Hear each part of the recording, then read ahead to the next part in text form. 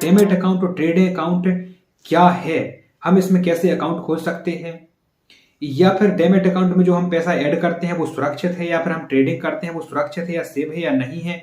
कल के दिन अगर डीमैट अकाउंट भाग जाता है या फिर जो भी हम ब्रोकर के साथ अपना डीमैट अकाउंट खोलें वो कंपनी बंद हो जाती है या रातों रात वो भाग जाती है, तो हमारे पैसे का या फंड का क्या होगा। इन सारे सवालों के जवाब या जो आपके अंदर जो भी डाउट है आपके मन में, ये सारे क्लियर में करने के लिए आज की इस वीडियो को बनाया है मैंने। आप इस वीडियो को पूरा आखिरी तक देख लीजिएगा। इसमें आपको हर एक समस्या का समाधान मिलने वाला डीमैट अकाउंट या ट्रेडिंग से संबंधित हमारा शेयर को खरीदना या सेल करना या बाय करना, ये सब सुरक्षित है या नहीं है, या किस हद तक सुरक्षित है, इसके सारे सवालों के जवाब इस वीडियो में आपको मिलने वाले हैं। तो बने रहिए वीडियो पर अंत तक। आपको अलग अलग तरीके से हम समझाने की कोशिश करेंगे और बहुत अच्छे से समझाने की कोशिश करेंगे किस प्रकार आप ट्रेडिंग कर सकते हैं या डीमैट अकाउंट क्या है। सबसे पहले हम बात कर लेते हैं कि डीमैट अकाउंट क्या है। डीमैट अकाउंट आपके सेविंग अकाउंट की तरह ही होता है। जिस प्रकार आप अपनी जमा धनराशि को सेविंग अकाउंट में रखते हैं और वो सुरक्षित है और उस पर निश्चित ब्याज दर उसको मिलता रहता है और आपका पैसा बढ़ता रहता है, उसी प्रकार आपका डीमैट अकाउंट भी होता है। आप जिस भी किसी कंपनी के शेयर खरीदते हैं या वो करते हैं तो वो आपके डीमैट अकाउंट में सुरक्षित रखे रहते हैं और सेव रखे रहते हैं। अब हम बात करने वाले हैं किस हद तक सुरक्षित हैं और किस हद तक सेव हैं। जो भी आप गोल्ड खरीदते हैं या फिर इन्वेस्टमेंट जो भी है आपका शेयर के अंदर या जहां पर भी डीमैटिलाइज, जिसे हम क्या बोलते हैं डीमैटिलाइजेशन, यानी कि डीमैट अकाउंट के अंदर जो भी आपका इन्वेस्टमेंट रखा हुआ है वो डीमैटिलाइजेशन है। डीमैटिलाइजेशन की प्रक्रिया किस प्रकार होती है, तो अब हम बात करने वाले हैं ट्रेडिंग अकाउंट क्या होता है। ट्रेडिंग अकाउंट जो भी हम शेयर को बाय करते हैं या सेल करते हैं, यह सारी प्रक्रिया हमारी ट्रेडिंग अकाउंट के माध्यम से ही होती है। जैसे मान लीजिए आपने किसी भी कंपनी के शेयर खरीदना है, XYZ या कोई भी कंपनी है ABCD, तो आप किसी भी कंपनी के शेयर खरीदते हैं तो ये ट्रेडिंग करना होता है। आप एक बायर को पास मतलब एक ब्रोकर आपका होगा, उस ब्रोकर जो ट्रांजैक्शन वो ब्रोकर के माध्यम से होगा उसे हम ट्रेडिंग बोलते हैं। आपके उस ट्रेडिंग अकाउंट में पैसा होगा, वो पैसा आपका ट्रांसफर होगा सेलर के पास और आपके सेलर के शेयर आ जाएंगे आपके वायर के पास। इस प्रक्रिया को ही हम ट्रांजैक्शन यानी कि ट्रेडिंग बोलते हैं, जिससे पूरे ट्रांजैक्शन होते हैं। अब हम बात करने वाले हैं कि ये किस प्रकार काम करता है और इसकी प्रक्रिया कैसे होती है, या डीमैट अकाउंट या ट्रेडिंग की प्रक्रिया ये है क्या, इसको हम थोड़ा डिटेल से समझेंगे। सबसे पहले हम बात करने वाले हैं कि थोड़ा पहले की प्रक्रिया को समझ लेते हैं कि पहले क्या होता था। जैसे 1996 के पहले जब डीमैट अकाउंट का स्थापना नहीं हुई थी, तो पहले क्या होता था कि जैसे आपको किसी भी कंपनी के शेयर खरीदना है, बायर को या फिर सेलर को किसी भी कंपनी के शेयर बेचना है, तो NSE के बारे में आप जानते होंगे और BSE के बारे में भी जानते होंगे। NSE BSE यानी कि नेशनल स्टॉक एक्सचेंज और BSE यानी कि मुंबई स्टॉक एक्सचेंज, ऐसे बहुत सारे स्टॉक एक्सचेंज हैं इंडिया के अंदर आज भी। तो पहले ये मुख्य 2 स्टॉक हुआ करते थे और आज भी मुख्य 2 स्टॉक हैं ये, यानी कि मुख्य हैं। तो जब भी किसी को शेयर खरीदना है NSE के अंदर या BSE के अंदर, तो स्टॉक एक्सचेंज के पास जाते थे। आप जैसे मान लीजिए आपको कपड़ा खरीदना है तो आप कपड़ों के मार्केट जाएंगे, जैसे आपको मान लीजिए सब्जी खरीदना है तो आप सब्जी के मार्केट जाएंगे, या फिर जो भी आपको खरीदना है आप उसके मार्केट जाएंगे। इसी प्रकार आपको शेयर खरीदना है तो आपको शेयर बाजार में NSE और BSE के पास ही जाना पड़ेगा, यानी कि ये हैं आपके शेयर मार्केट। ठीक है, यहां तक तो आप समझ पाए होंगे। अब पहले आदमी फिजिकल रूप में उनके यहाँ शेयर खरीदने के लिए जाता था या फिर उनका ब्रोकर जाता था आपको शेयर जिसके माध्यम से खरीदना होता था।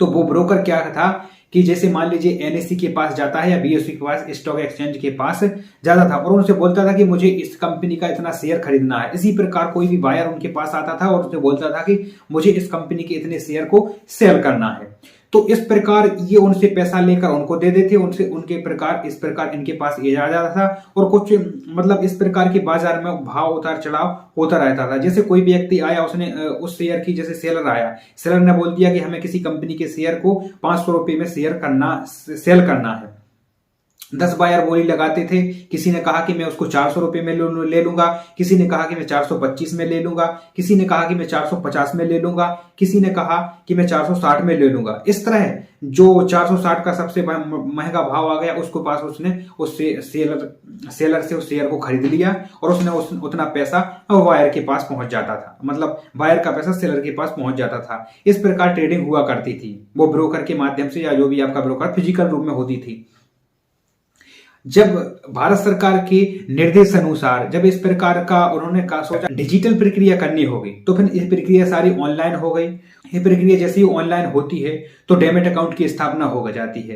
डेमेट अकाउंट की स्थापना एनएसडीएल और सीएसडीएस के माध्यम से होती है, जिसके माध्यम से जिसे हम डेमेटिलाइजेशन बोलते हैं। यह प्रक्रिया पूरी डेमेटिलाइजेशन के माध्यम से होने लगी, जिसमें शेयर खरीदना और बाय करना और सेल करना पूरा ऑनलाइन सिस्टम प्रक्रिया हो जाती थी। किसी भी व्यक्ति को या बायर को या सेलर को शेयर को सेल करना है या बाय करना है तो वो डेमेट अकाउंट के माध्यम से किया करते थे। वो घर पर ही ऑनलाइन बैठ के जिस प्रकार आज कर रहे हैं उसी प्रकार कर सकते, मतलब 1996 के बाद ये प्रक्रिया चालू हो जाती थी। इसके बाद जैसे अपस्टॉक, एंजल वन, जीरोधा ऐसे बहुत सारे एप्स आ चुके हैं आजकल के। उस समय से बहुत पहले उस समय पर बहुत कम हुआ करते थे, तो इनके माध्यम से ये आपके ब्रोकर बन जाते हैं। इन्होंने अपना ब्रोकर प्लेटफॉर्म बनाया है। इस प्लेटफॉर्म के माध्यम से आप शेयर को ऑर्डर लगा सकते हैं, सेल कर सकते हैं, बाय कर सकते हैं। तो ये ब्रोकर एनएसई और बीएसई के पास जाते हैं और आपका ऑर्डर को एग्जीक्यूट करवाते हैं। इनका ये काम होता है ब्रोकर का, है ना। तो अब हम आज के समय में इस प्रकार की प्रक्रिया कैसे होती है इसको हम थोड़ा उदाहरण के माध्यम से समझते हैं। तो हम इसके लिए चलते हैं अपने कंप्यूटर की स्क्रीन पर और देख लेते हैं एक बार। जैसे मान लीजिए ये बायर है और ये सेलर है, ठीक है। अब बायर को क्या करना है, शेयर को खरीदना है, और सेलर को क्या करना है, शेयर को बेचना है, यानी कि सेल करना है। तो शेयर जो बायर है, बायर का सेविंग अकाउंट है और सेलर का भी सेविंग अकाउंट है। अब चूंकि सेविंग अकाउंट से तो ये ट्रेडिंग कर नहीं सकते हैं, तो इनके लिए इन्होंने क्या खुलवाया, डेमेट अकाउंट। जैसे ये डेमेट अकाउंट खुलवाते हैं तो इनका डेमेट अकाउंट और ट्रेडिंग अकाउंट दोनों एक साथ एक्टिवेट हो जाते हैं और इस प्रकार दोनों अकाउंट इनके खुल जाते हैं, ठीक है। अब ये दोनों अकाउंट इनके खुलते हैं तो सेविंग अकाउंट जो होता है वो इसके ट्रेडिंग अकाउंट यानी कि डेमेट अकाउंट के साथ लिंक हो जाता है और इनका भी ये ट्रेडिंग डेमेट अकाउंट लिंक हो जाता है। अब सेलर क्या है, सेलर जैसे किसी भी कंपनी के शेयर को खरीद के रखा है, पहले से ही खरीद रखा है इसने, या फिर पहले खरीद लिए, इसका जो अकाउंट था मतलब इसने पहले डेमेट अकाउंट खोल लिया था तो इसने शेयर को पहले से ही खरीद रखा था। इसके डेमेट अकाउंट में कितने हैं, मान लीजिए एचडीएफसी के इसके पास 15 शेयर है जिसकी वैल्यू है 2000 रुपये प्रति शेयर, ठीक है। 2000 रुपये प्रति शेयर के हिसाब से इसकी वैल्यू है। तो और इसके यहां पर मान लीजिए इसके अकाउंट में 10,000 रुपये पड़े हुए हैं सेविंग अकाउंट में, और इसके मान लीजिए यहाँ पर 40,000 रुपये इसके सेविंग अकाउंट में पड़े हुए हैं। अब चूंकि बायर क्या करेगा, बायर अपने इसको 30,000 रुपये के शेयर खरीदना है तो ये 30,000 रुपये अपने ट्रेडिंग अकाउंट में ऐड कर लेगा, और जो सेलर है, सेलर के पास है ये यहाँ पर 10,000 रुपये है लेकिन इसके पास 30,000 रुपये के वैल्यू के 15 शेयर है, ठीक है। तो ये क्या करेगा, ये जाएगा ये अपना ऑर्डर लगाएगा। तो ऑर्डर इसका जाएगा ब्रोकर के माध्यम से एनएसई के पास, और ये अपना ऑर्डर लगाएगा बाय करने के लिए। तो इसका ऑर्डर जाएगा ट्रेडिंग अकाउंट के थ्रू, ब्रोकर के थ्रू एनएसई के पास। तो इनका क्या होगा, यहां से ये ऑर्डर एग्जीक्यूट होके इसके पास आ जाएगा और इसके जो अमाउंट है इसके पास ट्रांसफर कर दिया जाएगा एनएसई के माध्यम से। एनएसई और बीएसई के माध्यम से प्रक्रिया पूरी होती है, यानी कि इनके माध्यम से होती है। ट्रेडिंग अकाउंट से आपका एग्जीक्यूट यानी कि ब्रोकर से आपका ऑर्डर लगता है, एग्जीक्यूट होता है। यदि आप इंटरडे में ट्रेडिंग करते हैं तो यह प्रक्रिया आपका पैसा इसके पास ट्रांसफर हो जाता है, और यदि आप उसी दिन इंटरडे में बेच देते हैं तो वायर का पैसा जो होता है वापस आ जाता है, और इसके सेलर यदि यह भी इंटरडे में सेल करता है तो इसके शेयर जैसे थे इसके पास वापसी आ जाते हैं, और यदि ये डिलीवरी में सेल करता है तो ये शेयर किसी और बायर के पास पहुंच जाते हैं, और यदि ये डिलीवरी में ट्रेड करता है तो इसके शेयर इसके पास आ जाते हैं और इसका पैसा फुल अमाउंट इसके पास आ जाता है, और इसके डेमेट अकाउंट से शेयर हो जाते हैं 0 और इसके डेमेट अकाउंट में यहाँ पर शेयर आ जाते हैं इसके 15, और इसका ट्रेडिंग अकाउंट का इसका जो भी पैसा 30,000 था इसके पास आ जाता है। इसके बाद यह पैसा अपना सेविंग अकाउंट में सेलर विड्रॉल कर लेता है, तो यहाँ पर 30 और 10 40,000 रुपये इसके पास हो जाते हैं, और इसके पास यहाँ पर इसने 30,000 रुपये इसमें ऐड कर लिए थे तो इसके पास बचते हैं ओनली 10,000 रुपये। इसके पास ओनली 10,000 रुपया बचते हैं, और इसके यहाँ पर 30,000 रुपये के शेयर होल्ड हो जाते हैं। इस प्रकार ये प्रक्रिया होती है शेयर को सेल करने की और बाय करने की। अच्छा, ये प्रक्रिया पूरी एनएसडीएल और सीएसडीएल की उपस्थिति में होती है। एनएसडीएल और सीएसडीएल क्या होते हैं? डिपोजिटरी है एनएसडीएल और सीएसडीएल।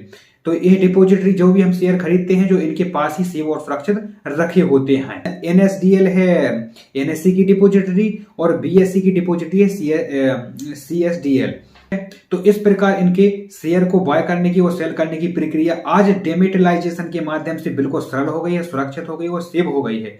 अब ये किस हद तक सुरक्षित है और कैसे सुरक्षित है, किस प्रकार सेव है, ये सारी जानकारी आपको हमारे नेक्स्ट वीडियो में, जो आपको आई बटन पर या इसके सामने जो वीडियो दिख रहा होगा स्क्रीन पर, उस पर क्लिक करके आप इसकी पूरी जानकारी उसमें देख सकते हैं कि यदि आपका डेमेट अकाउंट भाग जाता है या फिर आपका ब्रोकर भाग जाता है या रातों रात आपका डेमेट अकाउंट बंद हो जाता है तो क्या होगा आपके शेयर का, और आपका जो फंड आपने डेमेट अकाउंट में ऐड किया हो उसका क्या होगा, क्या ये सुरक्षित है या सेव है, इसकी सारी जानकारी आपको इस वीडियो में मिल जाएगी। आज के लिए इतना ही, मिलते हैं नेक्स्ट वीडियो में। यदि आपने हमारे चैनल को सब्सक्राइब नहीं किया तो चैनल को सब्सक्राइब कीजिए तथा बेल आइकन पर प्रेस कीजिए तथा दोस्तों को भी शेयर कीजिए ताकि वो समझ सकें कि डेमेट अकाउंट क्या होता है, ट्रेड अकाउंट क्या होता है और ये सुरक्षित है या सेव है या नहीं है। तब तक के लिए नमस्कार।